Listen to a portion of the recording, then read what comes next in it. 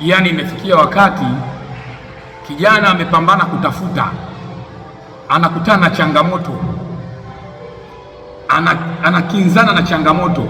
Unafikia mahali unamhoji, bwana, mbona uko hapa? Au mbona hujapiga hatua kufikia mahali fulani? Au nini kinakusibu kinachokupelekea wewe kutokufikia sehemu fulani? Anaanza kutaja wazee wake wa zamani. Unajua sisi ambao tunatoka familia za chini, wazee wetu walipambana, lakini ndio kama unavyotuona hajafanya kitu chochote mpaka sasa. Ndio maana sisi tunaanzia acha lawama. Alivyopambana mzazi wako, alipoishia ndio alipoweza. Mzazi alaumiwi, acha kumlaumu mzazi, acha kupiga lomoni bwana. Hata kama baba hajaacha chochote, hata kama mama hakuacha chochote, ukae ukijua pia amepambana, amekuacha wewe.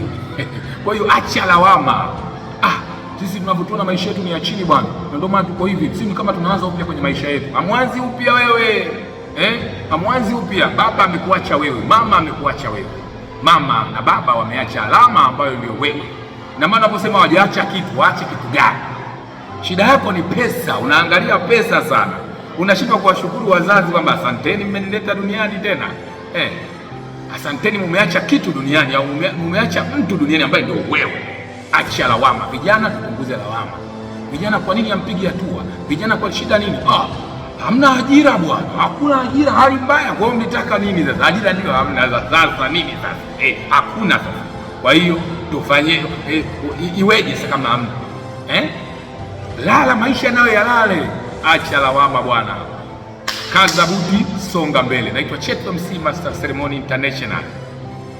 Katika ulimwengu wa vipofu mwenye jicho moja, huyo ndiye mfalme. Ulimwengu tuliopo, watu wanapambana angalau kuwa na jicho moja ili waweze kuwaongoza vipofu wengi sana. Bwana, usahau kusubscribe, kulike na kucomment. Nakupenda sana.